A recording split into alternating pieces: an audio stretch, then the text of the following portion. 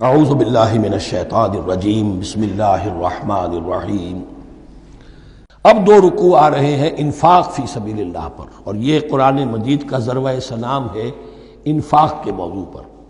لیکن ان کو پڑھنے سے پہلے نوٹ کر لیجئے کہ اللہ کی رضا جوئی کے لیے اپنا مال خرچ کرنا جو ہے، اس کے لیے دین میں کئی اصطلاحات ہیں۔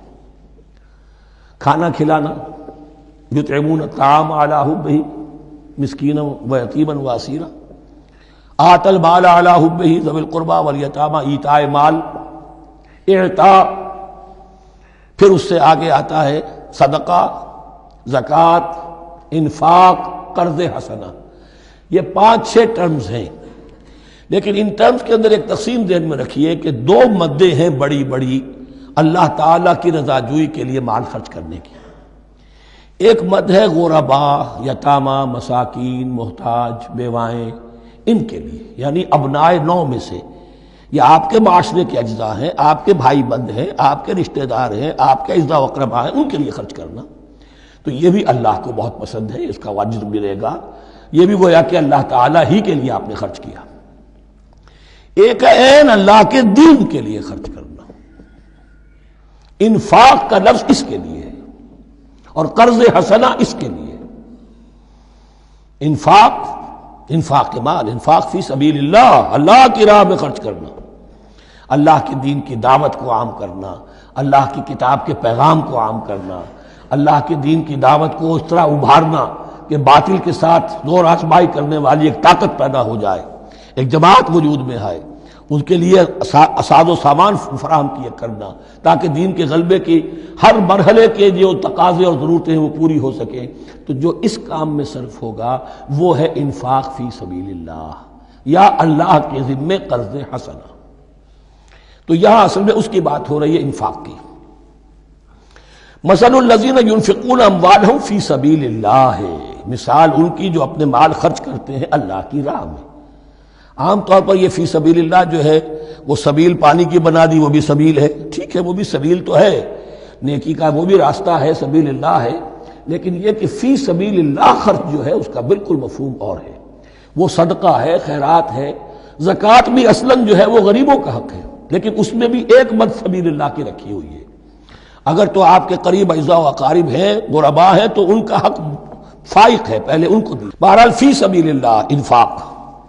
مثل الذین ينفقون اموالهم فی سبیل اللہ کمثل حبۃ انبتت 7 سنابل فی کل سنبلۃ 100 حبہ، مثال ان کی جو اللہ کی راہ میں خرچ کرتے ہیں اللہ کے دین کے لیے، ایسے ہے جیسے ایک دانہ کہ اس سے 7 سنبلیں پیدا ہوئیں، 7 خوشیں، 7 بالیاں، یہ 7 سٹے۔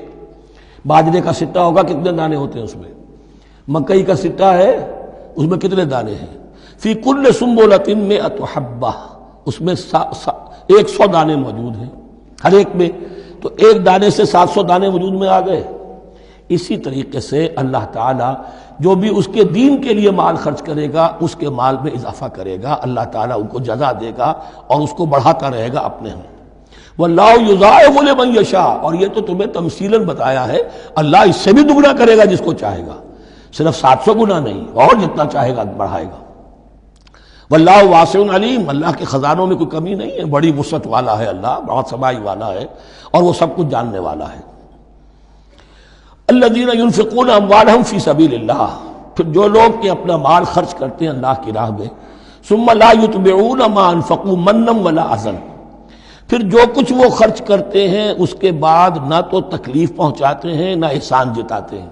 دیکھیے جی، میں نے اس وقت اتنا چندہ دیا تھا، معلوم ہوا کہ میرا حق جو ہے وہ زیادہ ہے، پھر میری بات مانی جانی چاہیے۔ ہم چندے زیادہ دیتے ہیں تو بات بھی تو ہماری چلنی چاہیے۔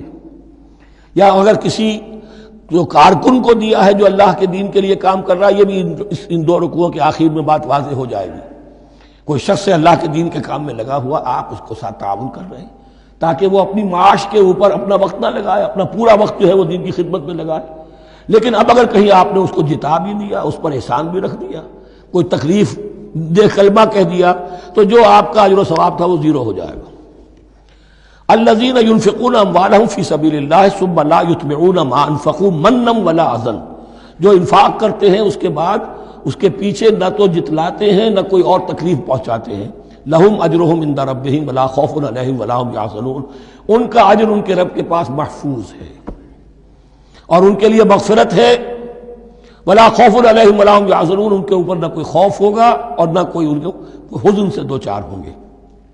قول معروف، بھلی بات کہنا، ومغفرہ اور درگزر کرنا، خیر بہتر ہے من صدقۃ اس خیرات سے یتبعھا اذی جس کے بعد کے اذیت پہنچائی جائے۔ کوئی آپ سے فرض کیجئے کوئی ضرورت کے لیے آئی گیا ہے، کسی نے ہاتھ پھیلا دیا ہے، تو آپ اگر آپ نہیں کر سکتے مدد، قول معروف نرمی کے ساتھ جواب دے دیجئے، معذرت کر لیجئے۔ یا یہ ہے کہ اگر کسی سائل نے آپ کے ساتھ درستی کی ہے تو پھر بھی یہ ڈانٹیے نہیں، وَأَمَّا السَّائِلَ فَلَا تَنْهَرْ، پھر بھی یہ ہے کہ مغفرت معاف کیجئے۔ یہ کہیں بہتر ہے اس سے کہ دے تو دیا، خیر من صدقۃ یتبعھا اذی، اس کے بعد اسے دو چار جملے بھی سنوا دیے، کوئی اور سلواتیں بھی سنا دی اسے، تو اس کا کوئی فائدہ نہیں ہوا۔ واللہ غنی حلیم، اللہ تعالیٰ غنی ہے اور حلیم ہے۔ یہ کیوں کہا گیا کہ تم اگر کسی کو دے رہے ہو تو اصل میں اللہ کو دے رہے ہو۔ ایک حدیث میں آتا ہے کہ اللہ تعالیٰ اپنے بندے سے شکایت کرے گا، اے میرے بندے تیرے پاس مال تھا، میں نے تجھ سے مال طلب کیا تھا، میں بھوکا تھا، میں نے تجھ سے روٹی مانگی، تو نے مجھے کھلایا نہیں۔ بندہ کہے اللہ تو غنی ہے، تجھے بھوک، تجھے احتیاج ہے، کہ وہ جو میرا بندہ تھا جو بھوکا تھا، اس نے جو مانگا تھا تجھ سے وہ میں ہی تھا، اصل میرا بندہ تھا۔ الخلق عیال اللہ، تجھ سے انہیں کھانے کو نہیں دیا تجھے، تو گویا کہ مجھے نہیں دیا۔ اے میرے بندے میں ننگا تھا، میں نے تجھ سے میں نے چاہا کہ میرا سطر ڈھانپ دے، مجھے کوئی لباس دے دے، لیکن یہ کہ تو نے نہیں دیا۔ یہ اسی طریقے سے تو سمجھ لیجئے کہ اللہ تو غنی ہے، جو دے رہے ہو سمجھ لو کہ اللہ کو دے رہے ہو، اور حلیم ہے، وہ حلم والا ہے، فوراً نہیں پکڑتا تمہیں۔